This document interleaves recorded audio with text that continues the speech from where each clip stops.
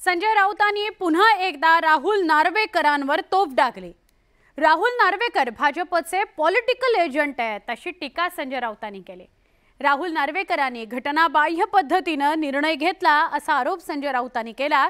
तर प्रसिद्धी करता संजय राऊत सनसनाटी वक्तव्य करत असतात असा पलटवार प्रवीण दरेकरांनी केलेला आहे।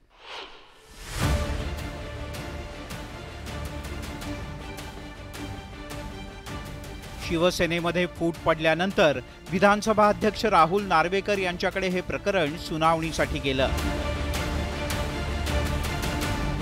त्या सुनावणीत कोण पात्र ठरणार आणि कोण अपात्र याकडे राज्याचं लक्ष लागलं होतं। मात्र नार्वेकर यांनी कुणालाच अपात्र ठरवलं नाही।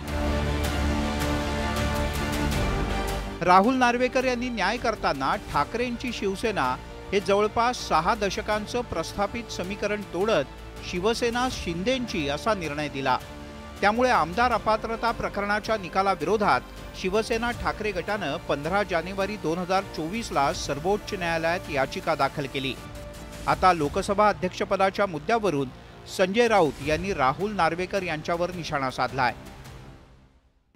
विधिमंडळात जरी पक्ष फुटला तरी ज्या पद्धतीचा निकाल दिलेला आहे नार्वेकरांनी अत्यंत बनावट पद्धतीने, भारतीय जनता पक्षाची परंपरा आहे ज्याचे खावे मीठ त्याचे नीट, बरं का, ही भाजपची परंपरा आहे। त्यामुळे आज ज्यांच्या टेकूवर हे पक्ष सरकार उभं आहे तर हे सगळ्यात आधी लोकसभा अध्यक्ष झाल्यावर चंद्राबाबू आणि जनता दल युनायटेड चिराग पासवान यांचे पक्ष फोडतील।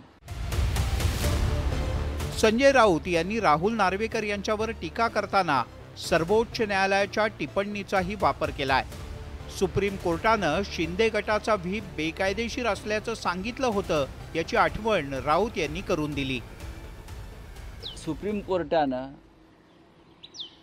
शिंदे गटाचा व्हीप हा बेकायदेशीर असल्याचं सांगितलं, शिंदेंची निवड बेकायदेशीर असल्याचं सांगितलं। ह्या सगळ्या गोष्टी, राज्यपालांची संपूर्ण कार्यवाही बेकायदेशीर असल्याचं सांगितलं तरीही राहुल नार्वेकर यांनी अत्यंत घटनाबाह्य पद्धतीने निकाल दिला। तसाच निकाल उद्या लोकसभेत भाजपचा जर अध्यक्ष असेल तर दिला जाऊ शकतो। संजय राऊत यांनी राहुल नार्वेकरांवर निशाणा साधल्यानंतर भाजपनं सुद्धा जोरदार पलटवार केलाय।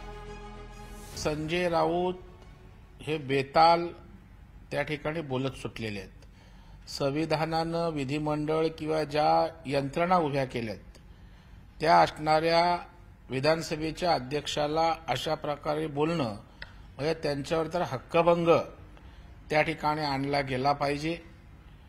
परंतु या ठिकाणी संजय राऊतांना माहीत आहे की अशा प्रकारचं काहीतरी सनसनाटी बोललं की पब्लिसिटी मिळते, आपण चर्चेत राहतो।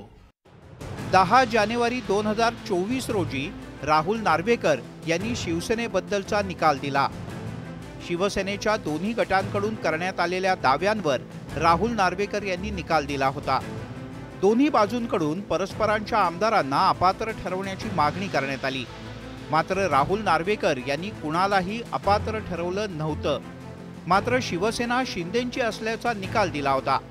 तेव्हापासूनच शिवसेना ठाकरे गट आणि राहुल नार्वेकर यांच्यात राजकीय लढाई सुरू झाली आहे आणि ही लढाई काही थांबायचं नाव घेत नाहीये। Bureau report, news 18 Lokmat.